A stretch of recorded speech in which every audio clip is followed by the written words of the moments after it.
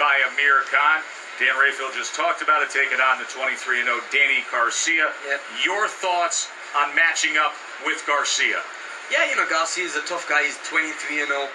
He's unbeaten, so he's never tasted defeat before. He's going to go into this fight very confident. And also him being a world champion, beating a veteran, Eric Morales, in his last fight, I think he's going to be very confident going into this fight. So, you know, it's going to be a tough fight for me, but we know what to do. We're going to train hard for this fight, yeah. Teddy, what do you make of that matchup? I think it's a good sound matchup. Definitely. And, yeah, I think it's good for the fans. You know, neither one of you guys disappear on people. You're right there. You're smart boxers, but it's not like you're running all over the place. You're there to fight. You like to control range. You got that great jab.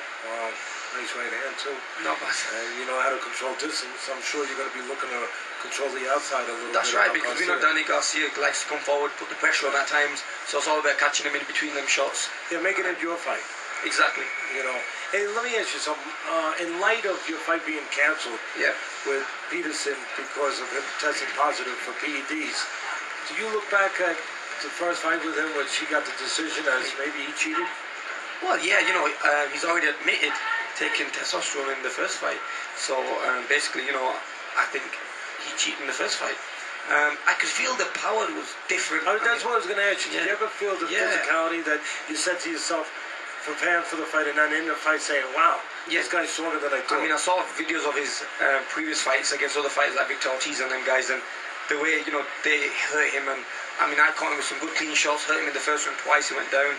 But the way he come back, you know, I've never seen many fighters who are faced come back the way he did. I mean, I was catching him with everything, but he just kept coming back. You know, I think that's what testosterone does to you. You know, it makes you brave. You can take shots, but I think it's a risk to not only his life, but I mean, a risk to mine as well, because, you know, he cheated basically in that fight. Yeah. Well, you know, Berto has just been found. Obviously, his fight with Ortiz was canceled. He was found dirty with PEDs too, right? And that's why that fight was canceled. Do you feel that there's a problem with boxing, that a lot of fighters, a lot more than people realize, are using it? Definitely. You know, a lot of fighters probably out there probably do use it, and they need to be very careful, because boxing is a professional sport, and what we want to do is clean up the sport of boxing. Now, by doing that is doing these random drug tests, not saying no to them, and that's why I've advised for this next fight against Garcia, we have a random test. Amir, let me ask you about the focus of this weekend. We're going to see Kelly Pavlik in moments, and then tomorrow night we see Pacquiao and Bradley. Obviously, with all your time at the Wild Card Gym, you can give us some insight. Without asking for a prediction, what are people missing when they try to break down this fight? What's the one thing that you say people aren't talking enough about this in analyzing Pacquiao and Bradley? Well, you know, it's going to be an amazing fight, don't get me wrong. You've got Manny Pacquiao facing someone who's in his prime. Now, Bradley is in his prime. I think he's been out of the game a little bit longer, you know, whereas he's not had as many fights where he should be fighting quite oftenly. He's had a lot of time out. But, you know, he's fought some big names, Bradley has. He's beaten them big names, and he's undefeated. Like I said, any undefeated fighter is dangerous.